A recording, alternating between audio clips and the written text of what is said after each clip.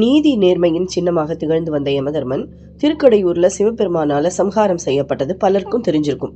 உயிரிழந்த யமதர்மனை எங்கே எதற்காக சிவபெருமான் மீண்டும் உயிர்ப்பித்தார் அப்படிங்கிறது தெரியுமா? இப்ப அதை பார்க்கலாம். திருச்சியை அடுத்த மணச்சநல்லூர் அருகே 8 கிலோமீட்டர் தொலைவில் அமைந்துள்ள திருப்பைஞ்சீலி திருத்தலத்துல நீலிவனேஸ்வரர் அருளால திருக்கடையூர்ல சம்ஹாரம் செய்யப்பட்ட யமதர்மன் மீண்டும் உயிர் பிழைச்சான்.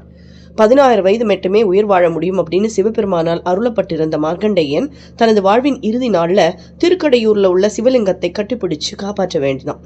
அப்போது மார்க்கண்டேயரோட உயிரை பறிக்க வந்த யமதர்மன் அவன் மீது பாசக்கயிறை வீசினான். அந்த பாசக்கயிறு சிவலிங்கத்தை சுற்றி வளைத்ததால கடும் கோபம் அடைஞ்ச சிவன் யமதர்மனை தனது காலால எட்டி உதைச்சு சம்ஹாரம் செய்கிறார்.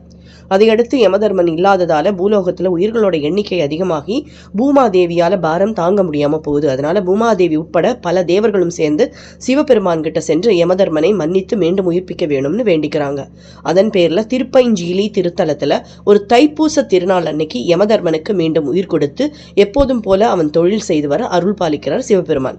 அதையடுத்து இங்குள்ள சுவாமியின் பாதத்தின் கீழே யமதர்மன் குழந்தையாக இருப்பதோட யமதர்மனுக்கு தனி சன்னதியும் இருக்கு. இங்கு வந்து நீலிவனேஸ்வர இறைவனை வழிபடுபவர்களுக்கு யமபயம் நீங்கும் அப்படிங்கிறது ஐதீகம். திருஞான சம்பந்தர், அப்பர், சுந்தரர் ஆகியோர்களால பாடப்பெற்ற சிறப்பு வாய்ந்த இந்த திருத்தலத்துல தான் வசிஷ்ட முனிவருக்கு சிவபெருமான் நடன காட்சியை காட்டி அருள் பாலிச்சார். அப்பர் ஒரு சமயம் தீர்த்த யாத்திரை சென்ற போது இந்த கோவிலுக்கு வருகையில் அவருக்கு பசி எடுத்தது. அப்போது சிவபெருமானே அர்ச்சகர் வடிவில சென்று அப்பருக்கு பொதிச்சோறு கொடுத்து பசியை தீர்த்ததாக ஒரு வரலாறும் இருக்கு. இந்த கோவில்ல 2 அம்மன் சந்நிதிகள் இருப்பது குறிப்பிடத்தக்கது. இங்க நீலி அப்படிங்கிற வாழை மரமே ஸ்தல விருட்சமாக இருக்கு. இந்த வாழை இலை, காய், கனிகளை இறைவனுக்கு நைவேத்தியம் செஞ்சதுக்கு அப்புறம் பக்தர்களுக்கு பிரசாதமாக கொடுக்கப்படுறதில்லை. நைவேத்தியத்திற்கு பின்னர் அவற்றை நீர்ல விட்டுறாங்க. ஏனெனில் இந்த வகை வாழை மரத்துல இருந்து கிடைக்கக்கூடிய இலை, காய், கனிகளை பயன்படுத்தினா நோய் ஏற்படும் அப்படிங்கிறது ஒரு காரணமா சொல்லப்படுது. திருமண தோஷம் உள்ளவர்கள் இங்குள்ள வாழை மரத்திற்கு தாலி கட்டி பரிகார பூஜை செஞ்சா விரைவில் திருமணம் நடக்கும் அப்படிங்கிறது ஐதீகம். சப்த கன்னியர்களே அம்மனின் அருளால இந்த தலத்துல வாழை மரமாக இருக்கிறதா ஒரு வரலாறும் இருக்கு.